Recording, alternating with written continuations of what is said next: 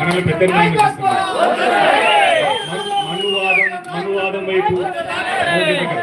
మనువాదం వైపు అడుగులేస్తున్నటువంటి దానికి ప్రత్యామ్నాయం ఆంధ్రప్రదేశ్లో ఉంది. ఒక బలమైన గొంతు ఉంది. నిలదీసి దగ్గర ప్రశ్నించే దగ్గర వాళ్ళు ముందుకెళ్తున్నారనేది మాత్రం మన సభ ద్వారా ప్రభుత్వాలకి, అధికార పక్షానికి, ప్రతిపక్షానికి, మిగిలిన అన్ని పక్షాలకి మనం పంపగలిగాం. అక్కడ మనం సక్సెస్ అయ్యాం. దానికే ఈ సక్సెస్ మీట్ అన్న విషయాన్ని మీకు తెలియజేస్తా ఉన్నాం.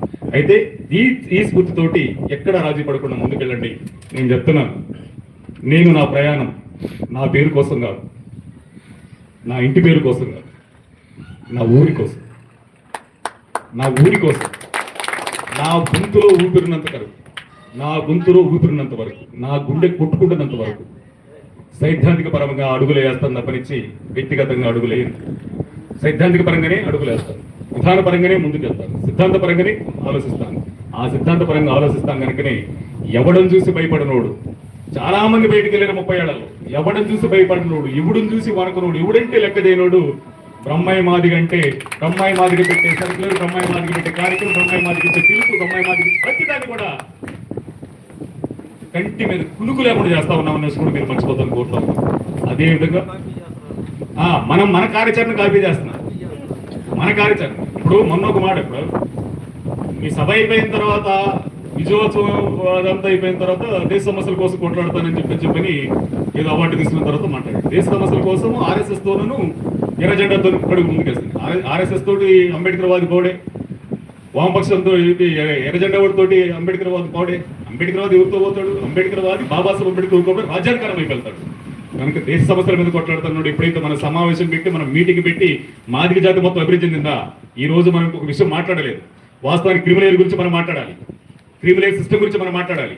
ఈ రోజు ఉద్యోగస్తుడు కొడుకులే ఉద్యోగస్తులు అవుతారు. కానీ ఎంఆర్పీఎస్ ఉద్యమం కోసం 100% మంది ఉద్యమం కోసం పనిచేసిన వాళ్ళు మొత్తం కూడా చదువు లేని వాళ్ళు, నిరక్షరాస్యులు ఈ రోజు ఉండబడినటువంటి వాళ్ళు ఎంఆర్పీఎస్ ఉద్యమాన్ని 30 ఏళ్ళు బతికించారు.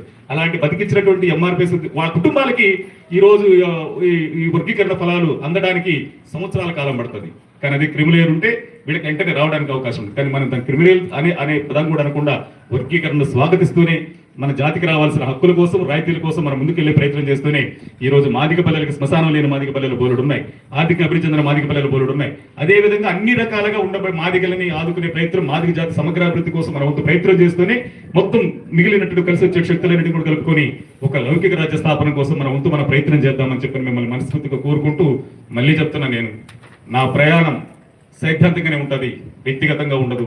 ఒకవేళ వ్యక్తిగతంగా నిర్ణయం తీసుకున్నాము లేదా చేసుకున్నాం అనుకుంటే అవతలోడు తీసుకోబడే నిర్ణయాన్ని బట్టి నా నిర్ణయం ఉంటుంది తప్పనిచ్చి నాకైతే వేరొక నిర్ణయం ఉండదన్న విషయం కూడా మీరు మర్చిపోవద్దని చెప్పి కోరుకుంటూ నేను చెప్తున్నా, గుర్తుపెట్టుకోండి, సైద్ధాంతికంగా మనం నిలబడతాం, సైద్ధాంతికంగానే పోరాటం చేస్తాం, సైద్ధాంతికంగానే ఎంఆర్పీఎస్ ఉద్యమ పునాదులను కాపాడుకోవడానికి, ఎంఆర్పీఎస్ ఉద్యమాన్ని అస్తిత్వాన్ని కాపాడుకోవడానికి, నా ఊరి గౌరవాన్ని కాపాడుకోవడం కోసం నేను ఉంటానన్న విషయాన్ని కూడా మీకు సవిరంగా కోరుకుంటూ, నేను నచ్చితే, నా ఆలోచన నచ్చితే, మన సైద్ధాంతికత నచ్చితే దానిని ముందుకు తీసుకెళ్లడం కోసం కూడా అందరికీ సమిష్టిగా అన్నదమ్ముల్లాగా కష్టపడదామని చెప్పని మీ అన్నగా, మీ తమ్ముడుగా సవిరంగా మీకు విజ్ఞప్తి చేస్తూ సెలవు తీసుకుంటున్నా. జై జీవన్, జై మాదిగ.